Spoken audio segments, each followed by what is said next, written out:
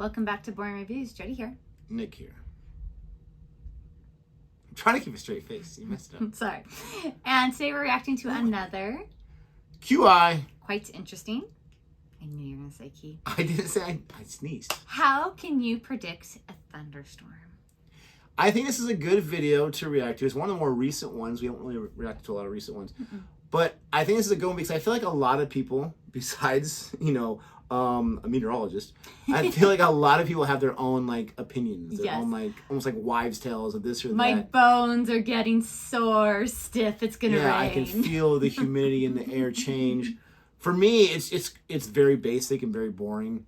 The clouds are really, really dark. Oh, heard some thunder. Yep.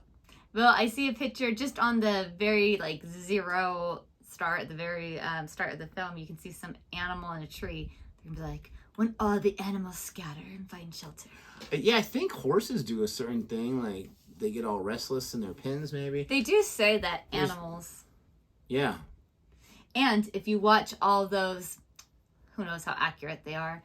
But all those shows and stuff with different tornadoes and whatnot, there's different, wind patterns where it'll, shift. Meteorologists would know. Exactly. That's not us. If you like our reaction to this anyway, please don't forget to like this video, subscribe to our channel, and hit that notification bell so you can be aware of our next upload videos.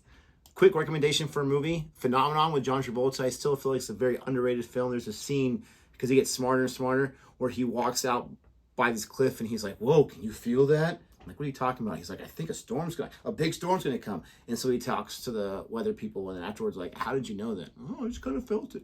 It's a really good movie. Here nope, not ready yet. Good thing I checked. Oh, Nicholas. Nicholas. Phone's dead, your TV's on the blink, the Wi-Fi's down. How can you tell if a thunderstorm is on the way? I live in the countryside, so if my Wi-Fi is down, I'm assuming the thunderstorm has just been. I live in the country. If the Wi-Fi's down, I'm not surprised. Do you have bees? Because then if bees all go back in the hive, that means there's a storm coming. We are in the animal world, and it was a specific thing invented to tap into this innate ability of some animals, and it's a thing called a tempest prognosticator, also known as the leech barometer. Invented in 1850 by Dr. George Merriweather, and it was used to predict oncoming storms. So it's 12 glass bottles, pint bottles. Each one has a leech in it. And what's very sweet is that George Merriweather put them in a circle so that none of the leeches would get lonely. Aww. Which I think is very sweet. Thoughtful. Yeah. This is a 1951 replica. It's in Whitby in the museum there. Merriweather was once the curator there. This is the way it works. So it's 12 glass bottles, right? And each has a thin piece of whalebone in the neck. And what happens is, when there's an impending storm, it changes in atmospheric pressure, and it prompts them to climb up the sides of the bottle and dislodge the whalebone, and causing the hammer to strike a bell. And if the bell rang repeatedly, then a thunderstorm was approaching. A slightly over-engineered solution. Do you think? I mean, if you had that in your house and people, what's that? Well, that's just in case the Wi-Fi goes down. Imagine there's a satellite going around the Earth full of leeches.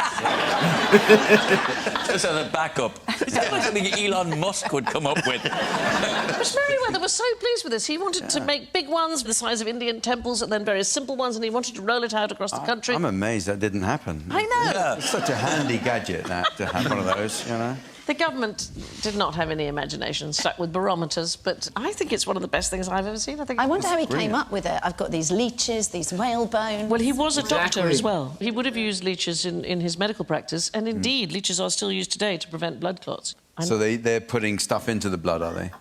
Yes, they have something in the saliva called hirudin, which is an anticoagulant. Anyway, he intended to use his hysterical aquatic bloodsuckers to create a whole range of barometers, old George Merriweather, but it didn't happen. And then there's another guy, 1906, Professor Joseph Nowak of Vienna. He promoted a tropical vine, which is called rosary pea, and he said this was a tempest predicting plant, that it's got sort of feathery leaves, and if they pointed up, that meant there was going to be fine, and if they pointed down, there was going to be a thunderstorm.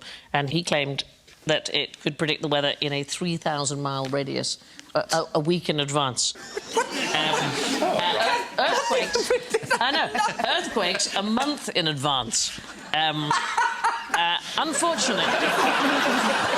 Unfortunately, he was never able to prove that it worked. No! Hey, come on. I think one of the simplest ways to predict a thunderstorm is to organise a picnic. One year I did a big outdoor origami festival, and sure enough, it rained. Yeah. And, I was disappointed because I had all the experts from all around the world coming, and we had swans, poodles, elephants, everything in there. It just looked like roadkill.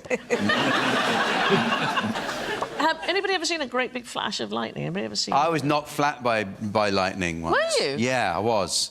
What happened? I was knocked flat by lightning.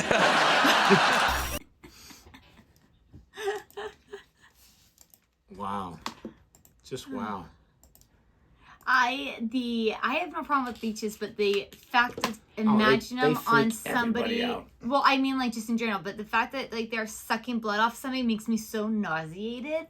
It's gross. The thing that freaks me out about them, and I used to watch these videos, I don't know why I stopped, about these guys like out in the jungle who would just build stuff. Like they build a swimming pool, they build a house just like by digging in the dirt, and all they would have was a machete. That was it. And like a jug for water. That's the only two items they would use.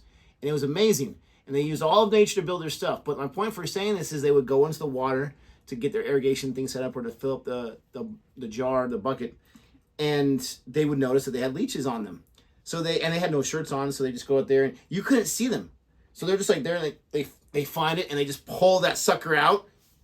I mean, it's just crazy. Like it's crazy because that's not the world I live in. No, it makes and me it's feel amazing sick. that they can tell where they're at. Yep, there it is. It would take me 5 hours. Get off me. Get off me. Get off me. Yes. And so that's the kind of stuff that's just like they just go in and out of your skin. Like I don't get it. I don't. No, get it. they would pull up parasites.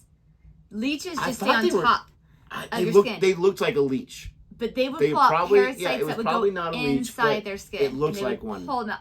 Ugh, it makes me. But as far as that device goes, that Merriweather created, I think it looks awesome. Like it looks very fancy, very sophisticated. Some of you would see like I would think like in a castle or something like that.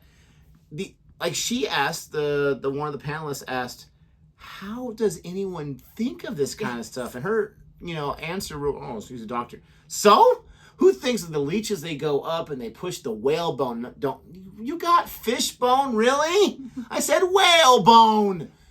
Like, Wrong bone. Come on. all of these things to be able to know when it hits the bell and all this I think that's awesome. I'd be one of those idiots like in the government. Yeah, we should definitely build some more of those. We need to know when it's raining right now.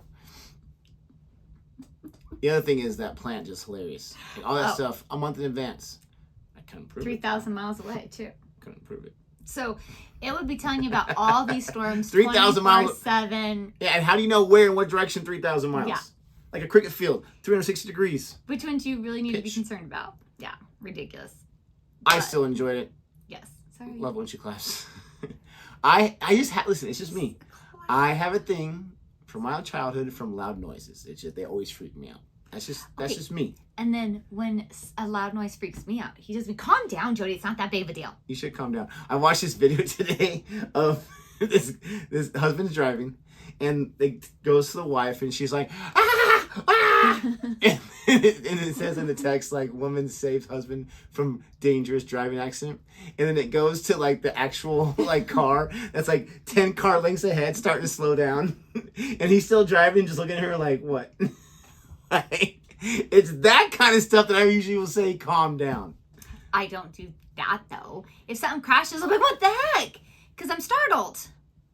Jodi, it's not that big of a deal. Just calm down. Let us know if you have the same thing in any of your relationships, especially romantic relationships, where one person just has to make that noise every time when they get scared, and then the other person who's trying to stay calm will get mad at that person for making that noise because now it's freaked them out. And I get it's both sides. I definitely make loud noises. I'm just saying that's why I react that way, because it always triggers some.